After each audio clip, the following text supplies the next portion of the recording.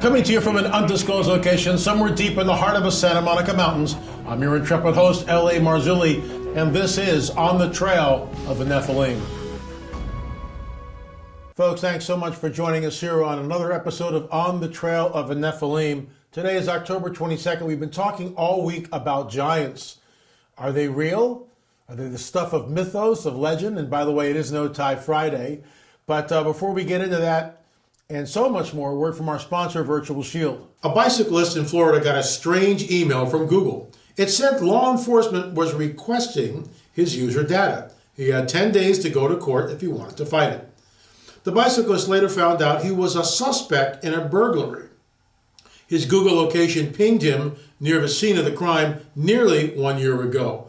Law enforcement wanted access to his cell phone. However, he was innocent. He was simply in the wrong place at the wrong time, but his phone seemed to have betrayed him. This is why a VPN like Virtual Shield is so important. Virtual Shield can hide your location from Czech giants, on top of already hiding your internet history from your ISP. Using a VPN prevents tech companies and law enforcement from false accusations like what they did to that man on that bicycle. I highly recommend Virtual Shield VPN. Get 50% off for life with a free 30-day trial only by downloading it today. Please go to virtualshield.la.com. Once again, that's virtualshield.la.com, or click the link below to start. If you come here looking for politics, prophecy, and the supernatural, we've moved that show. It's called pp&s Report, the full Monty. It's over on Rumble, Bitchute, and Roku. But let's get right into it. Classic picture, Ralph Glidden, 9-foot skeleton. I discovered that picture out on Catalina Island. It went totally viral. We've talked about that before, so I'm not going to reiterate that. This is really interesting. It was sent to me by a good friend, John. Milanese friar mentions North America in 1345, 150 years before Columbus. And what was so interesting about this, he states this: there were giants. Giants live in this land, this strange land that's west. They are building with such huge slabs of stone that nobody could build them except huge giants. So something is going on here. Now, there's a first century historian by the name of Josephus. Most of you, I'm assuming, at least have heard of him. While Josephus, some people call his accounts colorful, whatever that means, because he exaggerates a little. Okay, I get that. But can we appreciate Josephus as a historian? And my answer to that is yes. Is it biblical canon? No, it is not. Just like the book of Enoch isn't. But what it does do is it gives us a glimpse into, with the book of Enoch, the antediluvian world, the time of the flood. And Josephus gives us what it was like when the Romans came down and destroyed the temple in AD 70. So this is what he writes. And it's just amazing. For many angels, this notion that the fallen angels were, in some sense, the fathers of the old giants was the constant opinion of antiquity.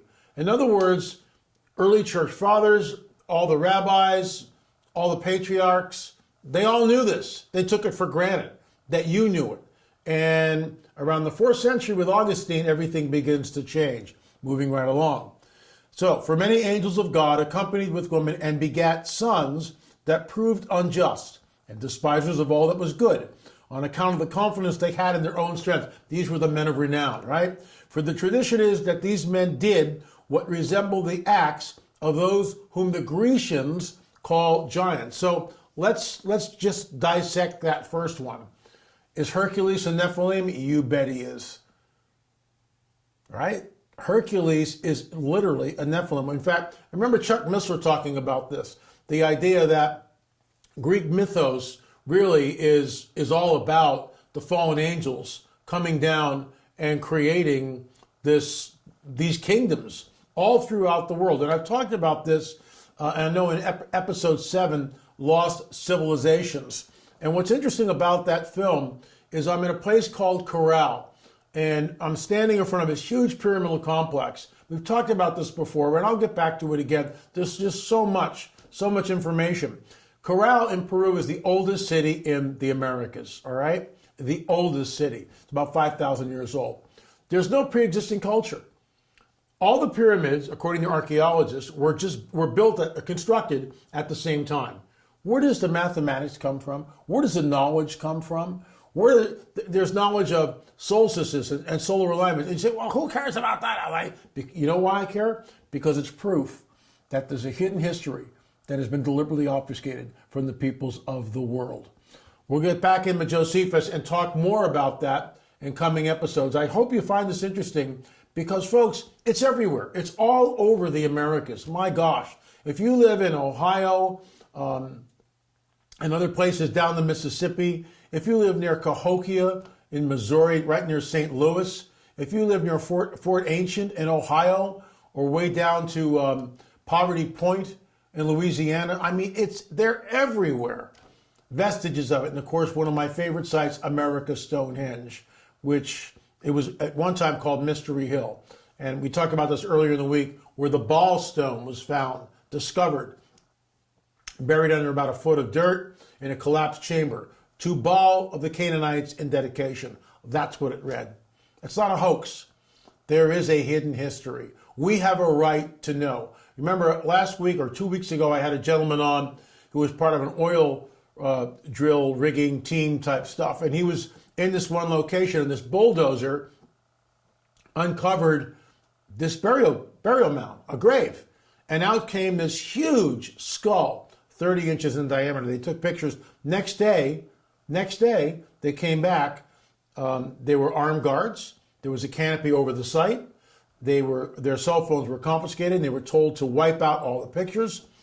I hope that someone downloaded the picture to a computer, but apparently not. So there's no pictures of it. But I believe the man's testimony, and it was riveting. And you can go back and watch that clip. So moving right along, if you're interested in this, and I hope you are, please go to streaming.lamarzulli.net, streaming.lamarzulli.net. You have to ask yourself, where on the trail here are you on the trail? Because it's absolutely fascinating. So I want to get into something here with our special UFO report. And once again, UFO unit in the Spotlight report mentions off-world vehicles not made on this earth. Now that's Fox News, and you can see it right there on the screen. But I'm going to show you something here. This was on Tucker Carlson this week. And I'm going to run the entire clip right here so you can see it. And what's amazing about this, Tucker is sort of almost like a clearinghouse for the whole UFO phenomena. So it's over on the screen. Let's watch the clip, and I will comment on it later. So here's that clip from Fox News talking about what was once taboo is now become, it's everywhere. It's all over the media. Here we go.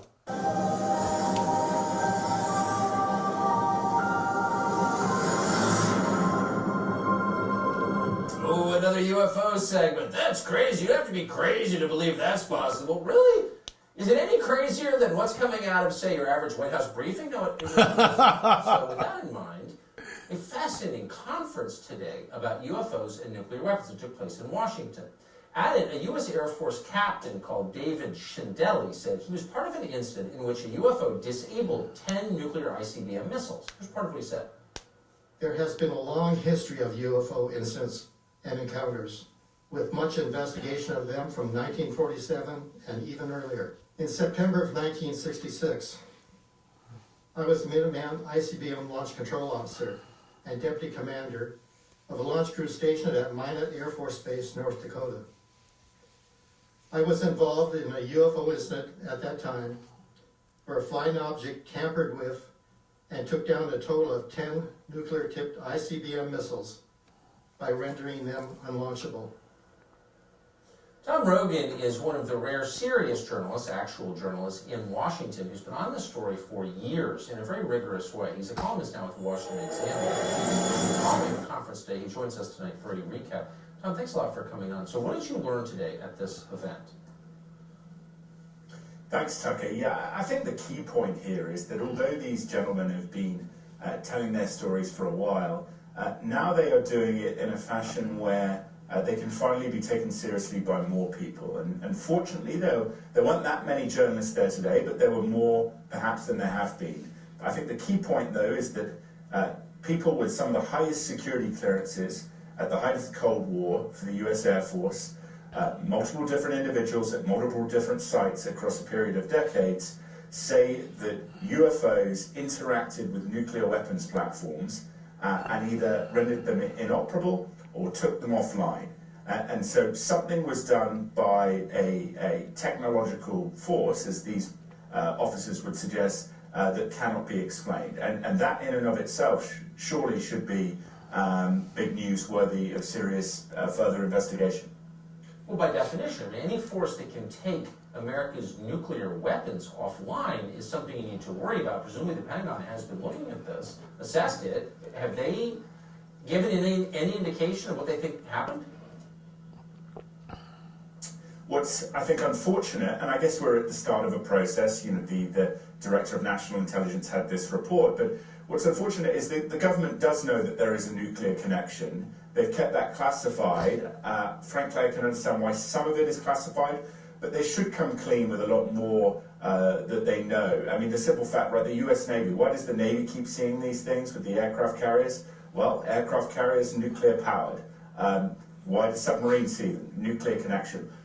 This nuclear missile incidents from the Cold War, there's credible testimony from a great historian on this, Robert Hastings, who wrote about UFOs and nukes, to suggest that the Soviets had similar experiences. Yeah. Something is going on here. It's not America, it's not China, it's not Russia, and we need to get a grip and take it seriously instead of laughing it off as an issue for crazy people. Right. I mean, there are a lot of crazy people in this world right now. I would say the people who take this seriously may be among the least crazy in our public conversation. You're certainly in that category. Tom Rogan, appreciate your coming on tonight and covering this. Thank you. Thanks, Stephen. I'll circle back to the warning that our Lord and Savior Jesus talks about, that even the elect would be deceived if that were possible. I've been sort of bagging on that all week long because it's really important. Why would he warn us of that? So let's walk through the Tucker Carlson interview. Now, in our Watchers series, we interviewed Robert Salas. It was a first. He gave us an exclusive on his testimony. He was at an underground, he was about 60 feet below ground, I should say, in Control Center. Exactly the same thing. A UFO appeared over the gate and took the missiles offline. So here's what they're not telling you. First of all, how did they do that? How can they go in and meddle with our electronics? Are you kidding me? Now, no one appeared in the room, so how are they doing that? There's also a report of a 20-ton missile silo lid, all right, which was on like a railroad track that covered the missile silo. That 20-ton concrete slab lid was just picked up and moved. How was that done? And this, when I heard that, I immediately went back to Sacsayhuaman down in Peru. Those huge megalithic stones knitted together perfectly without, you can't put a hair through it. The joints are seamless. How was that done? And this is why we're on the trail. And this is why we do On the Trail first and the UFO segment second. Why? Because they're connected. These entities manipulate space, time, matter, and energy. Never forget that. And this is why Tucker Carlson has these people on. Maybe one day I'll be worthy enough to get on the show and tell them what I think. Because these are not extraterrestrials from Zeta Reticuli. They are, in fact, interdimensional beings. Fallen angels is what they are. Angel just means messenger. They are powerful. They can manipulate space, time, matter, and energy. They can read your thoughts. They can know all about you if they study you.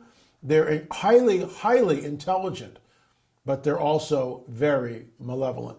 They are habitual liars. They lie all the time. Folks, this is why I created the film. It's free. It's not a hype here.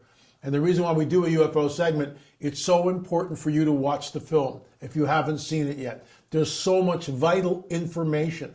Please go to our YouTube channel right here, watch it for free, or streaming.lamarzulli.net and watch the film for free. Pass it forward. Tell your loved ones. Isn't it interesting how Tucker said, UFOs, not another UFO segment, that's for crazy people. No, it's not. It's not for crazy people. I've been banging this drum for over 30 years. You would think with all this Tucker Carlson, what is it? Every couple of weeks he has someone on talking about the whole phenomenon. You would think that my phone would be ringing off the hook. It's not. Why? Because unfortunately, for the most part, the church is utterly ambivalent. Utterly ambivalent. Meanwhile, on the other side of the aisle, the New Agers are jumping up and down. Stephen Greer is creating films. J.J. Abrams has a new series out. There was also another film which I watched recently. It's everywhere. And they're peddling this. Your kids, your grandkids, if they watch Ancient Aliens, they are being indoctrinated into a false gospel. I'll go back to this right there on the screen. Jesus warns us that even the elect would be deceived if that were possible. Folks, something is coming. Oh, wait, it's already here. And it's beginning to manifest more and more and more. And now instead of the cover-up, oh, it's just a weather balloon. It's the planet Venus. You saw a reflection of the planet Venus in a weather balloon that was being towed by a flock of geese which was illuminated by swamp gas. Oh, really? No. Those ridiculous explanations will no longer stand. I know what I saw. And those of you out there, you know what you saw. If you have a testimony, if you've got pictures, please send them here. It's a clearinghouse. If you want to remain anonymous, that's fine. la@lamarzulli.net, la@lamarzulli.net. Remember, please go and check out our UFO film. Thanks so much for watching On the Trail of the Nephilim, and also our special daily UFO report. Remember, we'll see you on the air or in the air.